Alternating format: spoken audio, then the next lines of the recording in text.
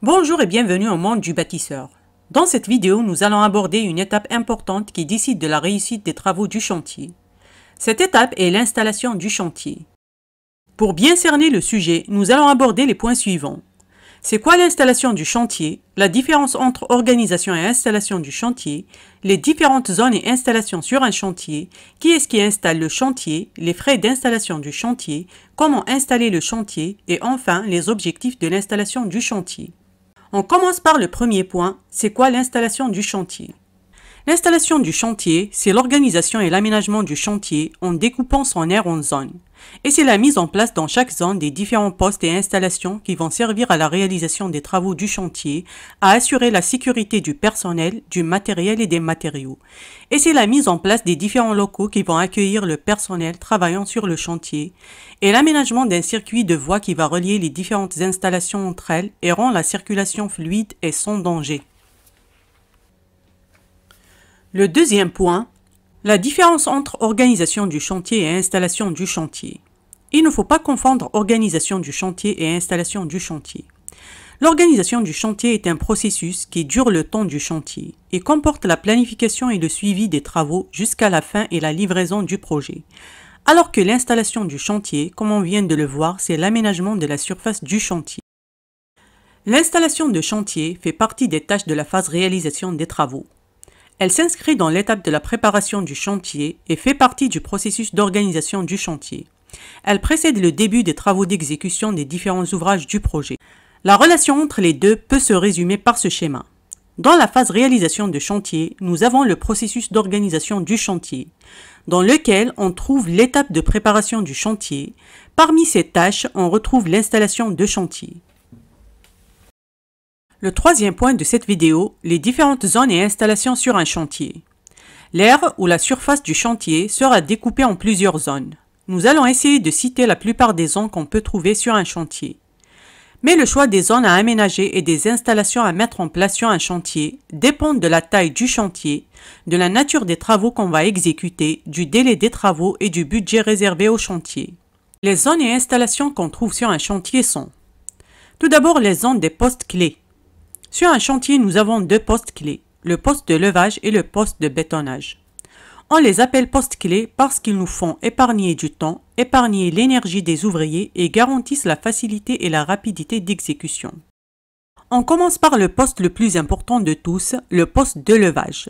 C'est le premier poste clé sur le chantier et il est destiné à soulever et à déplacer différentes charges sur le chantier. Ces charges peuvent être des matériaux comme la brique, le béton, du matériel comme le coffrage, la bétonnière lors du coulage, des éléments préfabriqués comme les dalles, les poutres, les poutrelles, les éléments de ferraillage. L'installation ou le matériel principal de ce poste est la grue. On distingue plusieurs types de grues, la grue à tour à montage rapide, la grue automotrice. En fonction de la taille du chantier, on peut installer une ou plusieurs grues. Et en plus de la grue, on peut trouver d'autres moyens de levage sur le chantier, comme le monte-charge, l'ascenseur du chantier, le chariot élévateur, la nacelle, la plateforme élévatrice, qu'on utilise pour soulager la grue ou dans le cas des petits chantiers. Le choix du moyen de levage, c'est-à-dire choisir entre la grue et un autre moyen de levage, dépend de l'importance des travaux du chantier, du budget réservé au chantier, du délai de réalisation, de la valeur des charges à lever et de la surface disponible sur le chantier. Comment choisir la position du poste de levage? La grue occupe une position centrale sur le chantier.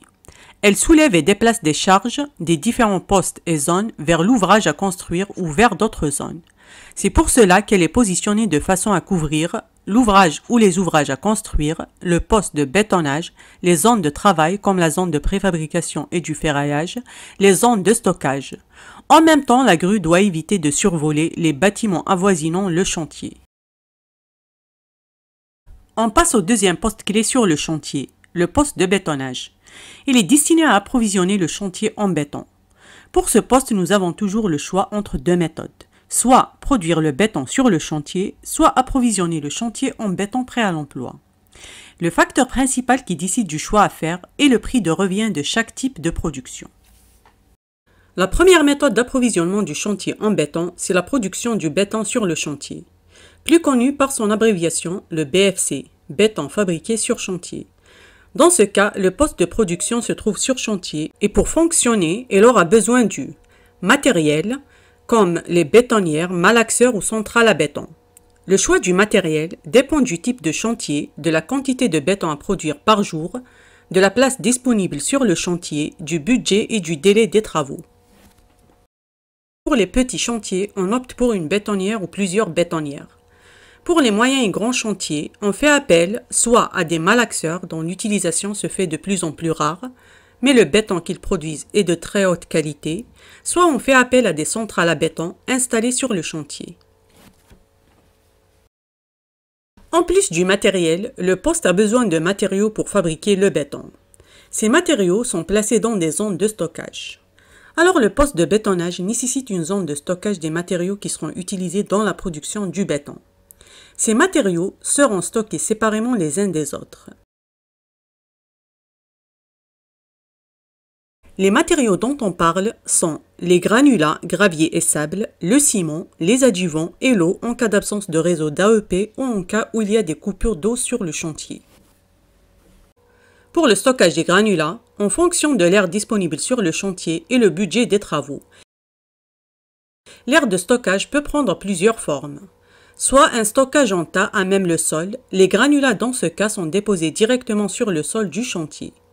Et l'aire de stockage n'est pas aménagée, c'est-à-dire elle n'est pas bétonnée. Soit un stockage en tas sur une aire aménagée. Les granulats dans ce cas sont déposés directement sur le sol du chantier, mais l'aire de stockage est aménagée, c'est-à-dire elle est bétonnée avec une pente qui permet l'écoulement des eaux. Soit les granulats sont stockés dans des trémies, en ligne alimentée par des chargeurs. Soit ils sont stockés en silos, dans le cas où l'espace sur le chantier est réduit. Ce mode de stockage permet de grandes réserves de matériaux et de gros débits. Il est important de noter que les granulats sont stockés séparément en fonction de leur nature, de leur origine et de leur classe granulaire. C'est-à-dire le sable est séparé du gravier et chaque classe granulaire des graviers est séparée des autres classes. Pour le stockage du ciment, on distingue deux modes, soit en sac, soit en vrac. Le choix du mode de stockage dépend de la taille du chantier.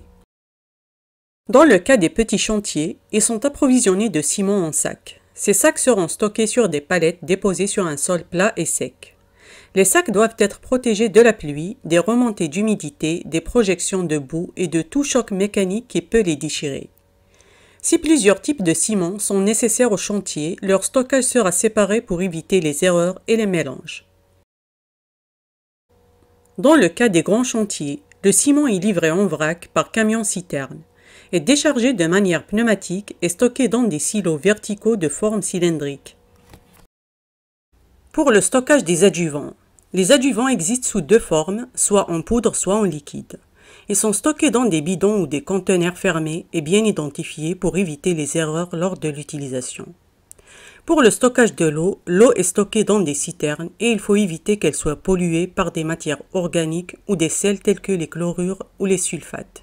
La zone de stockage des matériaux doit être accessible aux camions d'approvisionnement en matériaux. Maintenant, comment choisir la position du poste de bétonnage? Le poste de bétonnage est placé de façon à ce qu'il soit accessible au poste de levage, proche de la zone de stockage des matériaux et proche du poste de préfabrication. On passe à la deuxième méthode d'approvisionnement du chantier en béton, le béton prêt à l'emploi, plus connu par son abréviation le BPE. C'est un béton produit dans une usine de béton par des centrales à béton fixes, ensuite transporté sur le chantier par des camions malaxeurs qu'on appelle aussi les camions toupies, pour être directement mis en place. Dans le cas du BPE, il ne va pas y avoir ni matériel de production sur le chantier, ni matériaux, ni zone de stockage pour matériaux, mais il est nécessaire de réserver une place de stationnement pour les camions toupies. Le choix du BPE est très pratique dans le cas des chantiers à surface réduite. Après les postes clés, nous avons les zones de travail. Ce sont les aires ou ateliers où sont fabriqués des éléments nécessaires pour la réalisation d'ouvrages élémentaires. La première zone de travail, la zone de ferraillage. C'est l'atelier destiné à découper, à façonner et à assembler les armatures pour fabriquer les cages d'armure des éléments à bétonner. Pour la préparation de ces éléments, on a le choix entre deux méthodes. Soit avoir un atelier sur le chantier, soit faire une commande à l'usine. L'atelier de ferraillage sur chantier. Dans ce cas-là, cette zone nécessite la présence des aires suivantes. Une aire de stockage des barres d'acier, une aire pour la coupe des barres, une aire pour le façonnage, une aire pour l'assemblage et une aire de stockage des armatures assemblées. Position de l'atelier de ferraillage. L'atelier de ferraillage est situé de préférable proche des bâtiments à construire, de l'aire de préfabrication, proche de la zone de stockage des aciers, proche de la zone des déchets et situé dans la zone de balayage de la grue. La deuxième méthode, les éléments de ferraillage sont fabriqués en usine. Dans ce cas-là, les armatures sont assemblées en usine puis sont livrées sur chantier par des camions et sont déchargées par une grue auxiliaire montée sur le camion, soit par la grue du chantier. Le choix de la première méthode ou de la deuxième dépend du prix de revient de chaque méthode et de l'espace disponible sur le chantier. La fabrication en usine est plus pratique si la surface du chantier est réduite. La deuxième zone de travail, la zone de préfabrication. C'est un espace où seront préfabriqués des ouvrages élémentaires en béton armé, comme les prédales, les longrines, les poutrelles, les poutres, les acrotères, les poteaux. Selon l'importance des travaux et la surface disponible sur le chantier, la préfabrication peut avoir lieu soit sur le site même de la construction, soit dans un chantier externe, soit en usine. Dans le cas où le poste de préfabrication est sur le chantier, il nécessite un atelier de préfabrication et une aire de stockage des éléments préfabriqués. La position du poste de préfabrication sur le chantier.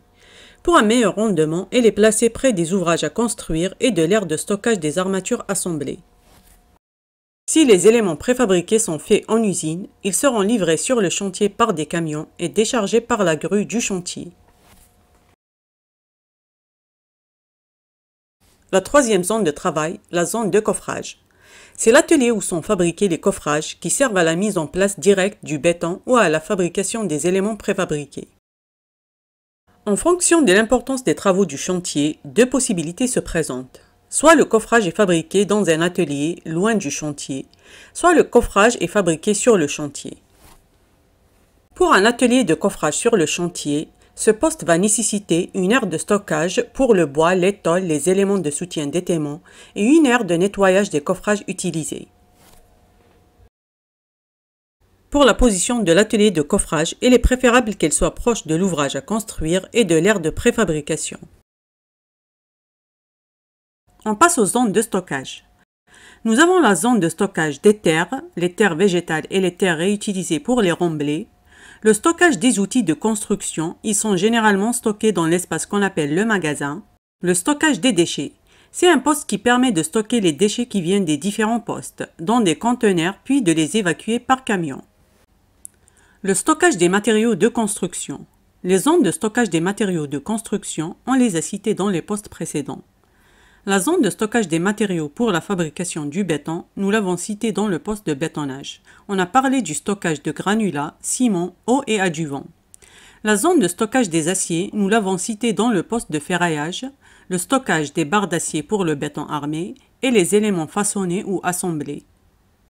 La zone de stockage des éléments préfabriqués, qui sont les prédales, les poutres, les poutrelles, les longrines, les acrotères, les poteaux, une fois préfabriqués, ils seront mis dans une aire de stockage en attendant leur mise en place.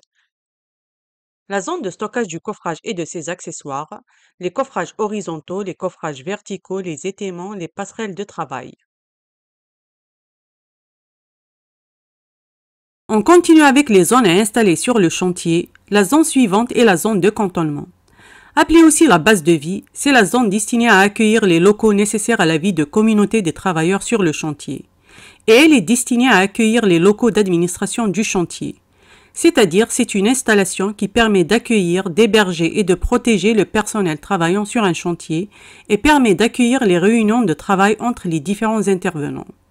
Les locaux qui constituent une base de vie sont les vestiaires, les sanitaires, le réfectoire, les douches, les dortoirs, les bureaux de chantier, les salles de réunion, les salles de repos, le parking, un magasin pour le rangement de l'outillage et du petit matériel. Comment choisir les installations d'un cantonnement? Les installations à prévoir pour la base de vie, leur nombre et leur surface dépendent de la durée du chantier, inférieure ou égale à 4 mois ou supérieure à 4 mois, du nombre de salariés sur le chantier et des contraintes du site du chantier. Les types d'installations pour un cantonnement. Là, on parle du type de cabanes qui vont servir de cantonnement et on distingue 3 types. Le premier, les installations fixes, qui sont des bungalows de chantier. C'est des abris temporaires de chantier sous forme de modules indépendants préfabriqués en usine et sont utilisés pour différents types de projets, bâtiments, routes, ponts. Le deuxième, c'est les installations dans l'existant. Dans les chantiers de rénovation ou de réhabilitation, le lieu de travail même peut servir de cantonnement. Alors pas besoin d'installer des locaux ou des cabanes. Le troisième type, c'est les installations mobiles, comme les roulottes de chantier ou les véhicules de cantonnement qu'on appelle aussi les véhicules de chantier. Comment choisir la position du cantonnement?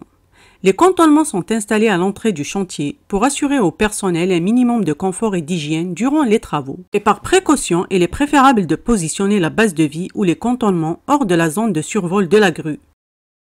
Pour plus de détails concernant la base de vie, vous pouvez voir la vidéo qu'on a dédiée à ce sujet sur la chaîne. Je vous laisse le lien de la vidéo dans la description. On arrive à la plus importante installation du chantier, les raccordements aux différents réseaux. Le chantier, pour qu'il fonctionne bien, sans interruption de travaux, et pour l'hygiène et le confort des travailleurs, il doit être raccordé aux différents réseaux. Le réseau d'eau potable, le réseau d'électricité, le réseau de téléphone, le réseau d'évacuation des eaux usées, le réseau de gaz et le réseau d'air comprimé s'il existe un réseau auquel on peut se connecter. Le réseau d'eau potable. Lors du raccordement au réseau d'eau potable, un compteur est installé à l'entrée du chantier. À partir de ce compteur, la distribution d'eau est faite par une pompe pour alimenter la base de vie et les différents postes, comme le poste de bétonnage, le poste de préfabrication et la zone de nettoyage. Le réseau d'électricité. L'alimentation en électricité est faite à partir de l'armoire générale située à côté du poste de transformation. L'électricité sur un chantier est nécessaire pour alimenter les cantonnements, c'est-à-dire la base de vie, la grue, la centrale à béton, la colonne montante des bâtiments et l'éclairage du chantier. Pour la localisation des différents réseaux, certains sont aériens, d'autres sont enterrés. Dans ce cas-là, on utilise le grillage avertisseur pour éviter les accidents. Après les réseaux, on passe aux voies de circulation. À l'intérieur d'un chantier, les voies de circulation sont nombreuses, mais dans tous les cas, elles concernent les piétons, c'est-à-dire les ouvriers et le personnel d'un côté et les différents engins et camions d'un autre côté. La circulation des piétons. Les chemins de circulation des piétons sur un chantier doivent être en dur et doivent garantir les déplacements entre les différentes zones en toute sécurité. Alors ces chemins de piétons doivent être dégagés, maintenus propres, sécurisés contre les chutes de hauteur et les chutes de plein pied, et les déclivités doivent être contrecarrées par la présence d'escaliers de chantier. La circulation des engins et des camions. Les voies de circulation des engins et des camions nécessitent un décapage de la terre végétale, la mise en place d'une forme drainante et d'une couche de forme. Pour leur dimension, la largeur pour une voie de circulation est de 3 à 4 mètres et dans le cas de 2 voies, elle est de 6 mètres. Ces voies et chemins doivent être en bon état et praticables par n'importe quel temps. Ils doivent permettre de desservir tous les points d'approvisionnement du chantier de manière à réduire les transports manuels de matériaux. Ils doivent prévoir les points de déchargement des camions et une aire de stationnement pour les camions toupies. Ils doivent être suffisamment larges pour permettre le croisement aisé de 2 véhicules. Ils doivent garantir la sécurité de tous les véhicules et des piétons présents sur le chantier et dans les circulations voisines. Et dans la mesure du possible, il est souhaitable de prévoir une entrée et une sortie distinctes et d'imposer un sens de circulation sur le chantier pour éviter les accidents. La clôture et les accès. La clôture est la première des choses à laquelle on pense et la première installation à mettre en place. On pose une clôture pour fermer le chantier au public et pour l'isoler de son environnement extérieur. La fonction ou l'intérêt d'une clôture. On clôture le chantier pour des raisons de sécurité et de protection. Pour protéger les installations, le matériel, les matériaux contre les vols. Pour protéger les travaux réalisés contre le saccagement. Pour éviter le dérangement des travaux par la présence d'intrus durant la réalisation. Évitez les accidents qui peuvent arriver entre le chantier et l'environnement extérieur, comme la chute du matériel ou des matériaux sur des personnes ou des véhicules. Des accidents causés par les engins, les camions ou autres installations, percussion d'un véhicule étranger sur le chantier ou la présence d'intrus sur le chantier qui peuvent être touchés par des accidents. La position de la clôture. La clôture est naturellement installée sur les limites du terrain du chantier. Elle délimite et forme le périmètre du chantier. Pour les types de clôture, la clôture peut être une clôture grillagée, des panneaux, des palissades ou des bacs d'acier. Les caractéristiques de la clôture. La clôture doit être opaque pour empêcher les intrus d'observer et empêcher les travailleurs de se distraire. Elle doit être d'une hauteur de 2 à 2,5 mètres, stable, étanche et résistante au vent. Les accès. Avec la clôture viennent les accès au chantier. Il faut prévoir des accès au terrain du chantier. Si possible, on prévoit 2. Un pour les véhicules et l'autre pour les piétons. Ils doivent être en bon état et praticables par n'importe quel temps. Les accès sont marqués par des portes ou des portails, qui doivent de préférence s'ouvrir vers l'intérieur du chantier, et porter un pictogramme qui rappelle l'obligation du port du casque à l'intérieur du chantier. Les panneaux de signalisation. Pour la sécurité, des panneaux de signalisation doivent être installés aux abords du chantier pour avertir les piétons et les automobilistes des dangers éventuels, comme la sortie de véhicules, le rétrécissement de la chaussée ou la visibilité réduite. Le panneau de chantier. C'est un panneau important et obligatoire, qui doit être lisible de la voie publique et qui indique les informations contenues dans le permis de construire. Ces informations sont l'objet du projet, le numéro de permis de construire, la date du permis, la superficie du terrain, la hauteur du sol, le nom du maître d'ouvrage, le nom du maître d'œuvre, les noms et qualités des entreprises, délais et coûts. Qui est-ce qui va installer le chantier? L'installation du chantier est une étape qui précède le début des travaux. Alors on peut se demander qui est-ce qui est chargé d'accomplir l'installation. Est-ce que c'est le maître d'ouvrage, le maître d'œuvre ou l'entreprise réalisatrice? Et dans le cas où plusieurs entreprises interviennent, laquelle sera chargée de l'installation? Alors, il est convenu dans le domaine de la construction que l'installation est à la charge de l'entreprise réalisatrice. Dans le cas des marchés publics, le responsable de l'installation du chantier est précisé dans le cahier des clauses techniques particulières, le CCTP, et on distingue les cas suivants. Un chantier non alloti. Dans ce cas, les travaux du chantier sont pris en charge par une seule entreprise générale. Alors, l'installation du chantier est à la charge de cette entreprise qui va réaliser les travaux du chantier et installer le chantier. Pour le chantier à travaux allotis, plusieurs entreprises de différents corps d'État vont intervenir. Alors, c'est l'entreprise qui est en charge des travaux qui coûte le montant le plus élevé qui va installer le chantier. Généralement, cette entreprise est celle qui est chargée des grosses œuvres. Dans ce cas-là, l'entreprise des grosses œuvres va installer le chantier et elle va mettre en place les installations dont elle aura besoin et les installations nécessaires au corps d'État qui vont intervenir. Les frais d'installation du chantier. C'est l'entreprise réalisatrice qui supporte toutes les charges relatives à l'établissement et à l'entretien des installations de chantier. Mais l'entreprise va se faire payer.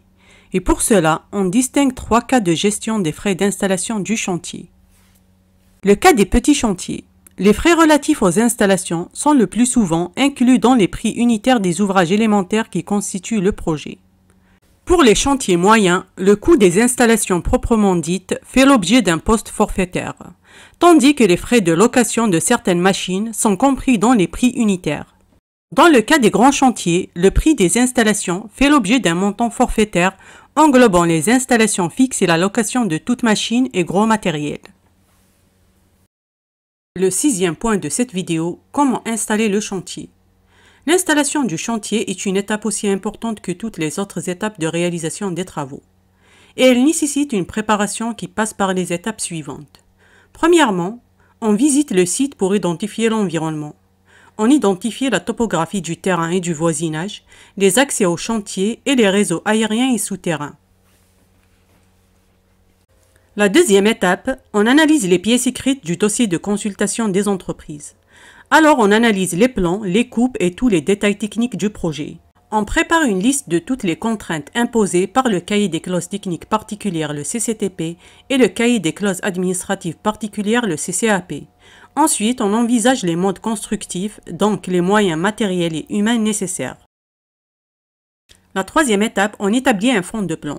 À partir du plan topographique et du plan masse, on élabore le fond de plan qui va contenir les données topographiques du terrain, c'est-à-dire le relief naturel du terrain et les altitudes, les obstacles naturels comme les arbres qu'on doit garder, les obstacles artificiels existants comme les poteaux électriques, les bâtiments ou constructions existantes et qu'on doit conserver, les bâtiments et les éléments à construire, la représentation de l'emprise du terrassement, les accès et routes existantes, les ouvrages voisins, les réseaux et les espaces libres qui seront utilisés pour placer les zones et les différentes installations. La quatrième étape pour l'installation du chantier, c'est la détermination des matériels et cantonnements à installer. En fonction du type de chantier, du délai des travaux, du budget réservé aux travaux et de l'espace disponible sur le chantier, on va déterminer la présence ou la non-présence de certains postes et aires de travail sur le chantier. Pour les postes et aires installés sur le chantier, on va déterminer le besoin en matériel et déterminer le besoin aux locaux de cantonnement. La cinquième étape et la plus importante étape, c'est l'élaboration du plan d'installation de chantier. Le plan d'installation du chantier, qu'on abrège généralement en PIC, est la pièce maîtresse de l'étape d'installation du chantier. C'est ce plan qu'on va utiliser pour installer le chantier. Pour élaborer le plan d'installation du chantier, on va se servir du fond de plan et sur l'espace libre du chantier, on va placer toutes les zones, postes et installations nécessaires. Pour réussir son plan d'installation de chantier, il faut essayer d'exploiter l'espace libre sur le chantier au maximum et de manière rationnelle. Et il faut essayer de positionner les installations de façon à augmenter le rendement des postes, réduire le temps d'exécution, réduire les déplacements des travailleurs et rendre la circulation fluide sans danger et sans risque. Dessiner un plan d'installation de chantier n'est pas facile, surtout quand la surface libre sur le chantier est réduite, la topographie du terrain est montagneuse, la présence d'obstacles naturels et artificiels. Une fois le plan d'installation du chantier est élaboré, on passe à la sixième étape qui est la demande des différents permis nécessaires au démarrage de l'installation. Avant de démarrer l'installation du chantier, il faut demander un permis pour le poste de levage, un permis pour les travaux sur la voie publique si les travaux seront sur la voie publique, un permis pour la déviation de voie, un permis pour les raccordements, eau potable, électricité, assainissement et enfin un permis d'installation du chantier. La septième étape, c'est d'occuper le terrain. On va rendre le terrain utilisable par le débroussaillage, l'exécution des travaux de démolition, l'abattage des arbres et la mise en réserve de la terre végétale. La huitième et dernière étape, c'est de procéder à l'installation du chantier. On arrive au dernier point de cette vidéo, les objectifs de l'installation du chantier. Qu'est-ce qu'on recherche lorsqu'on procède à l'installation du chantier?